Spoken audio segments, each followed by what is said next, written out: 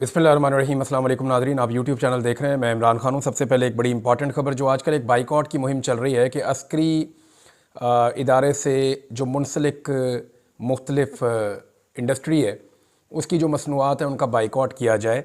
और उसमें बहुत सारी चीज़ें हैं, बड़े लंबे चौड़े नाम है। मुझे तो पहले आइडिया नहीं था कि इतनी सारी चीज़ें हैं जो माशाल्लाह से वहाँ तैयार होती हैं। मसनूआत इतनी ज़्यादा तैयार होती हैं, मुझे ये नहीं पता था, लेकिन बहुत ज़्यादा है। इसके पीछे बड़ी मेहनत लगती है और इतना तो किसी ने प्राइवेट सेक्टर में भी कभी किसी ने इतना ज़्यादा काम नहीं किया।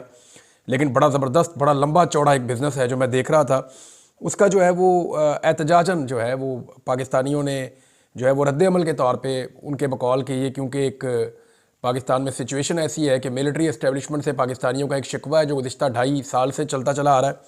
इमरान खान साहब की हमायती है पाकिस्तान ज़्यादातर, ख़ास तौर पे ओवरसीज़ पाकिस्तानी। तो वहाँ पे वो रद्द अमल के तौर पे उनका बाइकआउट कर रहे हैं। इमरान खान साहब की जानिब से कोई रद्द अमल अभी तक नहीं आया। मे बी उनके सामने जब ये सवाल रखा जाए तो वो उसके ऊपर कोई रद्द अमल दें या कोई उसके ऊपर बात करें, या हो सकता है कि उनकी अपनी जो एक सिविल नाफरमानी की तहरीक चल रही है ये उसका एक हिस्सा फ्यूचर में बने, या हो सकता है ना बने, या इमरान खान साहब एक डिफरेंट रद्द अमल दें। मुमकिन है वो ये कहें कि इससे कोई फ़र्क नहीं पड़ता, या मुमकिन है कि वो ये कहें कि ये करना चाहिए, या मुमकिन है कि वो ये भी कह दें कि इसको ना किया जाए। ये डिपेंड्स ऑन द सिचुएशन। ये इमरान खान साहब क्या कहते हैं इसके बारे में आप कुछ नहीं कह सकते। लेकिन मेरे पास खबर आई नवाज शरीफ साहब के हवाले से, ये बहुत इंपॉर्टेंट है। देखिए, बहुत सारे लोग इसके बारे में बात कर रहे हैं, सहाफ़ी इसके बारे में बात कर रहे हैं जो एस्टेब्लिशमेंट के करीब हैं, जो लोग एस्टेब्लिशमेंट के बिहाफ पे आकर धमकियाँ देते हैं वो लोग इसके बारे में बात कर रहे हैं। और उनकी बेचैनी ये बता रही है कि इसका इम्पैक्ट है। और बहुत सारे ऐसे लोग जो रिटायर फौजी हैं या वैसे ही कोई करीब रहते हैं एस्टेब्लिशमेंट के, वो लोग भी इसके बारे में बात कर रहे हैं। लेकिन आपने गौर किया कि नवाज शरीफ ने या उनके करीबी साथियों में से किसी ने इसके ऊपर बात नहीं की। क्यों बात नहीं की? ये हर छोटी सी चीज़ के ऊपर बात करते हैं। 9 मई के ऊपर दिन में मेरे ख्याल में पाकिस्तान में शायद ही कोई एक ऐसा दिन होगा गुज़िश्ता 1.5 साल में जब 9 मई के ऊपर इन्होंने बात नहीं की होगी। 10 मई से लेके अब तक कोई एक ऐसा दिन नहीं है जब इन्होंने 9 मई के ऊपर बात नहीं की। जिन्हें इदारे का इतना दुख और इतना दर्द है वो इस बाइकआउट के ऊपर बात क्यों नहीं कर रहे? आपने सोचा इस बारे में? मैंने इस बारे में सोचा। मैंने नून लीग के कुछ करीबी लोगों को छेड़ा, तो मेरे वहाँ बहुत सारे दोस्त भी हैं। जर्नलिस्ट के हर पार्टी के अंदर दोस्त होते हैं। आज भी पीपल्स पार्टी में, PMLN में बेहतरीन लोग मेरे जानने वाले हैं, मेरे अपने सोर्सेज हैं, उनसे मैं खबरें भी लेता हूँ। पाकिस्तान तहरीक इंसाफ में भी सोर्सेज हैं, वहाँ से भी मैं खबरें लेता हूँ। फजल रहमान साहब की पार्टी में भी 2-3 सोर्सेज मेरे हैं और वो भी अच्छी खबर मुझे बताते हैं, उनका बहुत शुक्रिया। लेकिन यहाँ पे जो है वो नवाज शरीफ साहब के एक बड़े करीबी दोस्त हैं, उनको मैंने कहा जी मियाँ साहब क्यों चुप है इस मामले पे? यहाँ पे तो मियाँ साहब को इसको मौके के तौर पे लेना चाहिए था। तो वो हंसना शुरू हो गया। उन्होंने कहा जी आप मियाँ साहब को अभी नहीं जानते। मैंने कहा जी क्या मतलब? कहते जी देखें बाइकआउट किसका हो रहा है। मैंने कहा जी जो फौजी मसनूआत है उनका हो रहा है। उन्होंने कहा जी कर कौन रहा है? मैंने कहा जी जो इमरान खान के हमायती हैं या ओवरऑल जो पाकिस्तानी हैं जो इस सारे सिस्टम से मुतनफ़र हैं वो कर रहे हैं। तो उन्होंने कहा इसमें नवाज शरीफ का क्या जा रहा है? तो मैंने सोचना शुरू किया। मैंने कहा जी आपका अलाइंस है, आपको हुकूमत बना के दी है। तो उन्होंने कहा जी नहीं, अपनी मजबूरी में किया जो उन्होंने किया। नवाज शरीफ भी उनकी मजबूरी है, यानी उनका ये सोचना है। तो मियाँ नवाज शरीफ साहब के बारे में उनका ये दावा था, ये मैं आपको नहीं बता रहा, ये उन्होंने मुझे कहा। उनका ये दावा था कि मियाँ नवाज शरीफ साहब इस मामले पे बोलने का इरादा नहीं रखते और पार्टी की भी एक मानी खेज खामोशी है और वो इसको देख रहे हैं कि कोई रिक्वेस्ट आए, कोई अभी कहे तो फिर हम एहसान जतला के या उसके बदले में कुछ हासिल करके इसको भी वो अपने सियासी मकसद के लिए इस्तेमाल करना चाहते हैं। तो वैसे तो एस्टेब्लिशमेंट के तमाम हमायती जो हैं वो मैदान में आ गए हैं, लेकिन जो सबसे बड़े बेनिफिशरी हैं इस एस्टेब्लिशमेंट के, जिनको एस्टेब्लिशमेंट ने हुकूमत बना के दी, जिनको एस्टेब्लिशमेंट ने जाली मैंडेट दिया, इनके केसेस ख़त्म किए, इनको अवाम की नज़रों में इनकी इतनी सी भी हैसियत नहीं थी, इनको वजारत उज़्मा और वजारत आला तक दे दी, पूरा इक़्तिदार इनके आगे रख दिया, इतना सारा कुछ इनको दिया। और ये जो इतने बड़े बेनिफिशरी हैं वो बिल्कुल खामोश हैं। ये बात वैसे समझ आने वाली नहीं है, लेकिन मुझे जो चीज़ पता चली वो मैंने आपके साथ शेयर कर दी है कि अभी नवाज शरीफ साहब तेल और तेल की धार देख रहे हैं, वो इसमें भी अपना फ़ायदा और नुकसान ढूंढ रहे हैं। दूसरी खबर ये है कि जो 26 नवंबर को इस्लामाबाद के अंदर कत्लेआम हुआ और इस्लामाबाद के अंदर जो सानिया डी चौक हुआ, उसको दबाने की तमाम कोशिशें की जा रही हैं और लगातार की जा रही हैं। यानी इसमें जो अभी कुछ ऐसी चीज़ें हो रही हैं, जैसे लाहौर से खातून कारकुन को गिरफ़्तार किया गया, फराह खान उनका नाम है, और ख़वातीन को भी गिरफ़्तार करने का प्लान है। सहाफ़ियों के ऊपर क्रैकडाउन कर दिया गया। यानी ये सारा कुछ क्यों किया जा रहा है? ये सारा कुछ इसलिए किया जा रहा है कि सबको अपनी अपनी पड़ जाए, खबरें बदल जाएं, फोकस शिफ्ट हो जाए और 26 नवंबर को सारे लोग भूल जाएं। लेकिन इतनी बड़ी तादाद में कभी सहाफ़ी रूपोश नहीं हुए जितनी बड़ी तादाद में सहाफ़ी अभी रूपोश हैं। 2 दर्जन के करीब सहाफ़ी हैं जो अपने आप को ख़तरे में महसूस कर रहे हैं। ये वो तमाम सहाफ़ी हैं जिन्होंने आई विटनेस के तौर पे वहाँ पे रिपोर्टिंग की थी और इन्होंने लोगों को गोलियाँ लगती हुई देखी भी हैं और इन्होंने बाद में रिपोर्ट किया भी है। अब इन्हें इनके मौक़िफ़ को बदलने के लिए कोशिश की जा रही है। सहाफ़ी जो है वो कोई कहीं चला गया, कोई कहीं चला गया, कोई अपने गाँव में चला गया, कोई किसी और इलाके में चला गया। 2-3 सहाफ़ी ऐसे हैं जिनके गाँव तक में रेड हुई है और इतना कभी भी सहाफ़ियों को परेशान नहीं किया गया, सताया नहीं गया। इसके पीछे जो रीज़न नज़र आ रही है वो ये है कि खौफ फैलाया जाए और बजाय इसके कि लोग डिस्कस करें कि 26 नवंबर को इस्लामाबाद में किस किस्म का मज़ाकर हुआ, उसको डिस्कस करने की बजाय ये डिस्कस किया जाए कि इस वक्त सहाफ़ियों के साथ बड़ी ज़्यादती हो रही है, इंसानी हकूक़ की पामालियाँ हो रही हैं। हुकूमत तवज्जो हटाने के लिए कुछ भी बड़ा कर सकती है इस वक्त मुल्क में। ये मैं आपको फिर बता रहा हूँ कि हुकूमत 26 नवंबर से तवज्जो हटाने के लिए और भी कुछ बड़ा कर सकती है इस मुल्क में। और सबसे बड़ा इवेंट तो ये हो सकता है कि इमरान खान साहब को रिहा कर दिया जाए। अगर इमरान खान साहब रिहा हो जाते हैं तो ये तो एक बहुत बड़ी खबर होगी पाकिस्तानियों के लिए। इमरान खान साहब के लिए जो आखिरी ऑप्शन जो उनके सामने रखा गया था, आज मैं वो ऑप्शन तफसील से आपको बताऊंगा कि एक्चुअली इमरान खान साहब के सामने ऑप्शन क्या था जो उनको पेश किया गया था और उस ऑप्शन के ऊपर इमरान खान साहब का रद्द-ए-अमल और डिमांड क्या थी, वो मैं आपको बताता हूं। लेकिन पहले आप ये देखें कि ओवरसीज़ पाकिस्तानियों से मैंने चंद लोगों से रब्ता किया, कुछ लोगों ने मेरे साथ रब्ता किया। ये वो लोग हैं जिनकी कॉल के ऊपर ज़्यादा लोग निकलते हैं मुख्तलिफ ममालिक में। वो ये बता रहे हैं कि उनके साथ लगातार रब्ता किया जा रहा है। पहले दबाव डालते थे, अब मिन्नतें की जा रही हैं कि जो 26 नवंबर है इसके मामले को नीचे जाने दें, इसको दबने दें, इसके ऊपर ज़्यादा बात ना करें।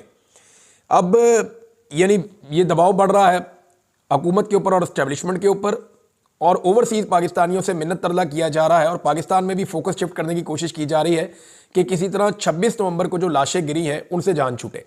देखें 12 तो कंफर्म यानी मुसद्दका 12 लाशें तो पाकिस्तान तहरीक इंसाफ के पास है जो शहीद हो गए लोग, और उसका मुकदमा दर्ज होना है मारने वालों के खिलाफ और ऑर्डर देने वालों के खिलाफ, और उसके लिए पाकिस्तान तहरीक इंसाफ को काम करना होगा। अब जो लापता लोग हैं वो 100 से 150 के बीच में बताए जाते हैं और जो लापता हैं उनके बारे में नहीं पता कि वो जिंदा भी हैं या नहीं है, और उनमें से कितने वापस आएंगे और कितने नहीं आएंगे, और जो वापस नहीं आएंगे वो कहां गए, क्या उन्हें मार दिया गया, अगर मारा गया तो उनकी लाशें कहां हैं। ये वो सवालात हैं जो पाकिस्तान के सारे मीडिया को उठाने चाहिए, लेकिन अभी तक कोई भी इन सवालात को नहीं उठा रहा। सहाफ़ियों को हरासा कर ले, तवज्जो जितनी मर्जी भटका लें, लेकिन 26 नवंबर को जो कुछ भी इस्लामाबाद के डी चौक में हुआ उससे तवज्जो नहीं हटेगी। अब अदालत के अंदर बड़े बड़े केसेस लगाए गए, बड़े बड़े केसेस अदालत के अंदर लगाए गए ताकि तवज्जो वहां पे शिफ्ट हो जाए, और बहुत सारे सहाफ़ियों को एक्टिवेट भी किया गया। जनाब आपने सारे प्रोग्राम इनके ऊपर करने हैं, टिकट्स इनके ऊपर देने हैं। टीवी चैनल को कहा गया कि आपने अदालत के अंदर से आने वाली खबरों को उठाना है। इस किस्म के वहां से कमेंट आएंगे अदालतों के अंदर से, इस किस्म के जजेस के रिमार्क्स आएंगे, ऐसी गर्म गर्म खबरें निकलेंगी कि 26 नवंबर को ताकि लोग भूल जाएं। लेकिन 26 नवंबर के ऊपर पाकिस्तान तहरीक इंसाफ ने जो सवाल उठाया हुआ है ना, उसने सबका जीना हराम किया हुआ है कि गोली क्यों चलाई। अब गोली क्यों चलाई जो है, ना किसी के पास इसका जवाब है और ना इस सवाल को कोई फेस कर पा रहा है, और यही सवाल जो है वो इस वक्त मुसीबत बना हुआ है। एक चीज नाजरीन इसके अंदर और है, जो डील जिसका मैं जिक्र कर रहा था, जो इमरान खान साहब को ऑफर की गई। इमरान खान साहब को नवंबर में यह कह दिया गया था कि अगर आप अपना एहतजाज मौखर कर दें या अपने एहतजाज को कैंसिल कर दें तो 15 दिसंबर से पहले पहले आपको रिहा कर दिया जाएगा। 15 दिसंबर से पहले पहले आपको पहुंचा दिया जाएगा खैबर पख्तूनख्वा के जिस इलाके में आप चाहेंगे।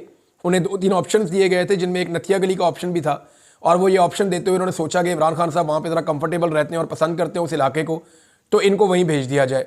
और फिर ये कहा गया कि बाकी चीज़ें वहाँ पे इमरान खान साहब के साथ मिलकर आकर बैठकर मुज़ाकरात में तय कर ली जाएंगी, और वहाँ पे इमरान खान साहब के पास उनका टेलीफोन भी होगा, वो बातचीत भी कर सकेंगे और राब्तों में भी रह सकेंगे, वो किसी किस्म की गिरफ्तारी नहीं होगी। तो आप बेफिक्र हो जाएं, इमरान खान साहब को 15 दिसंबर से पहले पहले वहाँ पहुँचा दिया जाएगा। ये यकीन दहानी करवा दी गई थी और ये बातें भी कर दी गई थी। लेकिन इमरान खान साहब ने जो शर्त रखी, उन्होंने कहा जी कि फिर कुछ लोगों को तो फौरी तौर पर रिहा करें और मुझे भी रिहा करें, मैं 24 तारीख को खुद जलसा करके उसके बाद फिर मैं बाकी चीज़ें देखूंगा। लेकिन जो 2 चीज़ें इमरान खान साहब को कही गई जहाँ पे मामला फंस गया था, एक ये है कि इमरान खान साहब को कहा गया कि जनाब आप मैंडेट तो अपना भूल जाएं, वो आपको नहीं मिल रहा, हम आपको आज़ादी दे रहे हैं, आप जाकर इलेक्शन लड़ सकते हैं, यानी इसका रास्ता भी खुल जाएगा। आप आज़ाद हो जाएं जाकर अपना इलेक्शन लड़े, इलेक्शन लड़कर आप कौमी असम्बली में आए और कौमी असम्बली में आकर आप अपोजिशन लीडर के तौर पर अपना रोल प्ले करें और फिलहाल आप मैंडेट की वापसी भूल जाएं। हो सकता है कि मिड टर्म इलेक्शन पाकिस्तान में करवा दिए जाएं, लेकिन अभी आप इस सेटअप को चलने देंगे, इसके अंदर आप रुकावट नहीं डालेंगे। ये सारी चीज़ें इमरान खान साहब के सामने रखी गई, जिन पे इमरान खान साहब ने फिर अपनी एहतजाज की कॉल को वापस लेने से इनकार कर दिया। मैं आपको फिर बता रहा हूं कि इमरान खान साहब को कहा गया था कि 15 दिसंबर से पहले पहले आपको खैबर पख्तूनख्वा पहुंचा दिया जाएगा। आप एक जगह पे रहेंगे ज़रूर, लेकिन आप गिरफ्तारी के स्टेटस में नहीं होंगे। आप जिससे मर्जी मुलाकातें करेंगे, जिससे मर्जी टेलीफोन पे बात करेंगे, आप फ्री होंगे और आपके साथ मुज़ाकरात भी किए जाएंगे फ्यूचर के हवाले से, मामला आपके साथ तय भी हो जाएंगे। लेकिन आप इलेक्शन लड़ें और लड़के कौमी असम्बली में आना चाहें तो आप आ जाएं, मगर मैंडेट जो है वो आपको अभी वापस नहीं मिलेगा, इसको आप भूल जाएं। हाँ, मिड टर्म इलेक्शन हो सकता है, उसके ऊपर चीज़ें बाद में तय कर ली जाएंगी। ये जनाब चीज़ें इमरान खान साहब के सामने रखी गई, तो इमरान खान साहब ने इनकार कर दिया। उन्होंने कहा जी नहीं जी, मैंने 24 तारीख से पहले आप मुझे छोड़ें, मैं जाके वो जलसा खुद करूं। अब वहां पे इमरान खान साहब का और एक उनका ट्रस्ट का एक डेफिसिट है और उसकी वजह से फिर ये मामला आगे नहीं बढ़ सका। अच्छा, जितना ये इमरान खान साहब को छोड़ना क्यों चाहते थे, इसके बारे में सबसे बड़ा सवाल ये है, यानी अगर छोड़ना चाह रहे थे, क्यों छोड़ना चाह रहे थे? तो मैं आपको बताता हूं। जो कुछ भी बैरूनी दुनिया से प्रेशर आ रहा था ना लगातार, वो प्रेशर इतना ज्यादा बढ़ गया था कि पहली मरतबा एस्टेब्लिशमेंट के पसीने छूट गए थे और हुकूमत बहुत परेशान थी। तो उन्होंने कहा कि इमरान खान साहब को अब छोड़ देना चाहिए, लेकिन वो ये चाह रहे थे कि तासुर ये ना जाए कि इमरान खान साहब को छोड़ा गया या हम पे कोई प्रेशर आया या हम इमरान खान साहब से डर के हमने छोड़ा है या कोई पब्लिक प्रोटेस्ट के नतीजे में हमने छोड़ा है। हम इस तरह छोड़ेंगे कि अदालतों के जरिए से छूट गए और फिर वो खैबर पख्तूनख्वा पहुंच गए। तो ये इस किस्म का एक खेल खेलने की कोशिश कर रहे थे। इमरान खान साहब ने इसके अंदर जो है वो तस्लीम नहीं किया। जो प्रेशर खास तौर पे आया था अमेरिका में, जब एक लेटर सामने आया था, उसको रोकने की बहुत कोशिश की गई पाकिस्तान की जानिब से, लेकिन वो लेटर रुका नहीं। अभी कुछ और चीज़ें भी कनाडा में, अमेरिका में, ऑस्ट्रेलिया में और यूरोप में और बरतानिया में हो रही हैं। आने वाले दिनों में आप वो चीज़ें होती हुई और उनका इम्पैक्ट आता हुआ पाकिस्तान में देखेंगे। मेरी बहुत सारे ओवरसीज़ पाकिस्तानियों से बात हुई है, वो जो एक्टिविटीज़ कर रहे हैं उनके नतायज आपको थोड़े दिनों में मिलना शुरू हो जाएंगे। और दिसंबर के महीने के अंदर अमेरिका से एक बड़ी डेवलपमेंट भी आ सकती है और ये कहा जा रहा है कि डोनाल्ड ट्रंप कोई ट्वीट कर सकते हैं, कोई स्टेटमेंट दे सकते हैं इमरान खान साहब के बारे में। तो इसको कोई बैद नहीं है कि वो वाकई ये कर भी सकते हैं, और अगर वो ये करेंगे तो इसका पाकिस्तान पे इंपैक्ट आएगा। तो क्या इमरान खान साहब को अब रिहा किया जा सकता है? देखें, जितना प्रेशर नवंबर में था ना इमरान खान को छोड़ने का, उससे ज्यादा प्रेशर दिसंबर में इमरान खान साहब को छोड़ने का। मैं वजह बताता हूं। देखिए, पहले सिर्फ बैरूनी प्रेशर था जिसकी वजह से इमरान खान साहब को छोड़ने का फैसला हो गया था, और अब तो कत्ल भी हो चुके हैं। अब जो शहादतें हो चुकी हैं, जो बंदे उनके लापता है, पता नहीं वो जिंदा है या उनकी लाशें गायब कर दी गई हैं, इसके बारे में कोई कुछ नहीं कह सकता। लेकिन जो कुछ भी हो रहा है, इसका प्रेशर पाकिस्तान की एस्टेब्लिशमेंट पे और हुकूमत पे बहुत ज्यादा पड़ा है और वो बहुत ज्यादा परेशान है। लिहाजा इमरान खान साहब को अब अंदर रखना ज्यादा आसान नहीं है। दूसरी बात यह है कि छोड़ना भी पहले से ज्यादा मुश्किल है कि इमरान खान साहब को छोड़ेंगे तो क्या वो कंप्रोमाइज कर लेंगे इन शोहदा के ऊपर? तो अभी तक का जो इमरान खान का ट्रैक रिकॉर्ड है उसके मुताबिक इमरान खान साहब कंप्रोमाइज नहीं करेंगे। लेकिन पाकिस्तान तहरीक इंसाफ का जो ट्रैक रिकॉर्ड है वो बहुत अजीब है।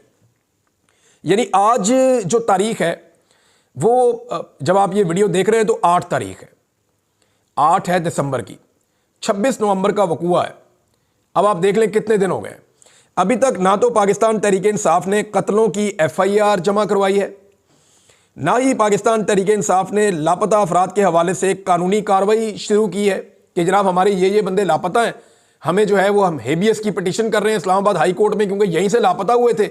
हर बंदे की अलग अलग पिटीशन डाल दें, हमारा ये बंदा लापता है, ये बंदा लापता है, ये बंदा लापता है। एक एक वकील को 20-20 केस देते, सारे केसेस लगेंगे ना, हाई कोर्ट के अंदर केस लगेंगे। ऐसा तो नहीं होता सकता कि सारे के सारे केसेस एक जज के पास लग जाएं।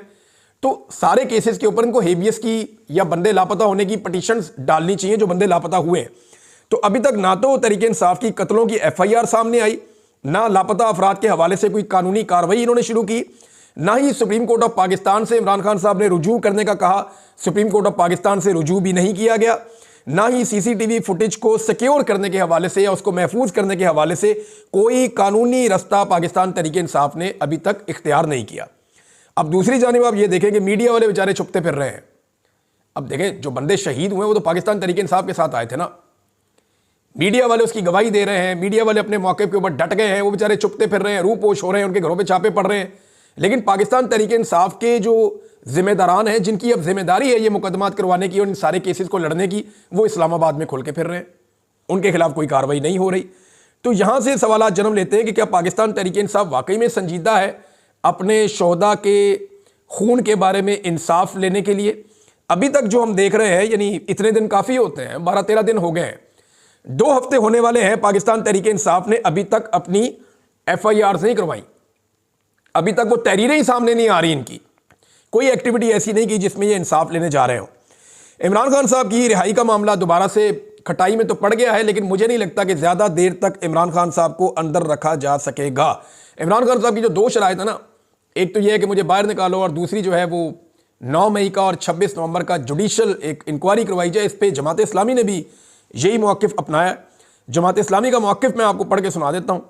ये हाफिज़ नईमुर रहमान साहब ने कहा कि इस्लामाबाद कत्लेआम से हुक्मरान पीछा नहीं छुड़ा सकते, एक काबिल कबूल आज़ाद जुडिशल कमीशन बनाया जाए जो कातिलों को बेनकाब करे। ये जनाब अब फजलुर रहमान साहब के बाद जमात इस्लामी भी मैदान में आ गई, और जितनी पॉलिटिकल पार्टी जमहूरी हैं वो सारे ये कह रहे हैं कि ये कत्लेआम है। सिर्फ MQM बिल्कुल खामोश है, और MQM का आपको पता है वो माजी में उनका जो ट्रैक रिकॉर्ड है, उनके लिए ये चीज़ें अहमियत नहीं रखती, और जिस तरह इंसानी जानें कराची में ज़ाया होती रही हैं और MQM क्या कुछ करती रही है ये आप सब कुछ जानते हैं, और उनके साथ भी बहुत बुरा हुआ माजी में।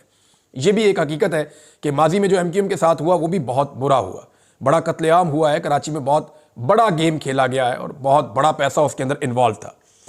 अब जनाब ये MQM वाला मामला, फिर पीपल्स पार्टी और नून लीग, इन्होंने बिल्कुल खामोशी इख्तियार की हुई है कत्लेआम के ऊपर। इस्लामाबाद में सियासी कारकुनों के कत्लेआम के ऊपर पीपल्स पार्टी मुजरिमाना तौर पर ना सिर्फ खामोश है बल्कि हमायत कर रही है इस हुकूमत की।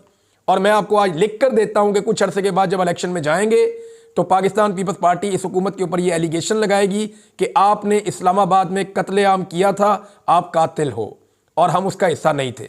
ये पाकिस्तान पीपल्स पार्टी आने वाले दिनों में करेगी, और डेफिनेटली करेगी। मुमकिन नहीं है कि पाकिस्तान पीपल्स पार्टी ऐसा ना करे, इनकी यही सियासत होती है, पहले ये साथ मिल जाएंगे और बाद में अपना मौक़िफ़ बदल देंगे। बहरहाल पाकिस्तान तहरीक-ए-इंसाफ ने अभी तक अपने इस हवाले से मायूस किया है।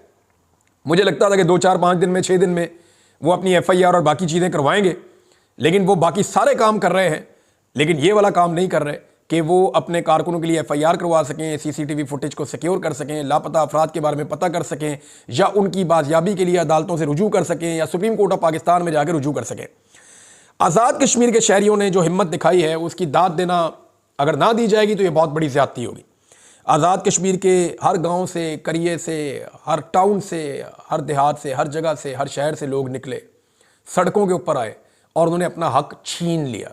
ये रियासत उनको उनका हक नहीं दे रही थी, और इन्होंने कभी उनको उनका हक नहीं देना था। इन्होंने ताकत का बेदरेग इस्तेमाल भी किया, लेकिन जब लोग बहुत बड़ी तादाद में निकले और पूरा आज़ाद कश्मीर सड़कों पे आ गया तो उसके बाद हुकूमत बेबस हो गई। जो वज़ीर वहाँ पे आए थे मुज़ाकरात करने के लिए, वो जिस तरह वहाँ से भागे हैं गाड़ियों में बैठ के अवाम के आगे लग के, वो मनाजिर भी हमने देखे।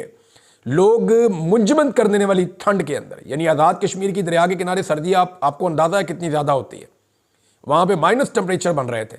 वहाँ पे लोग रात को अपने बच्चों के मुस्तकबिल के लिए ठिठुरती हुई सर्दी के अंदर सड़कों पे हज़ारों की तादाद में बैठे थे।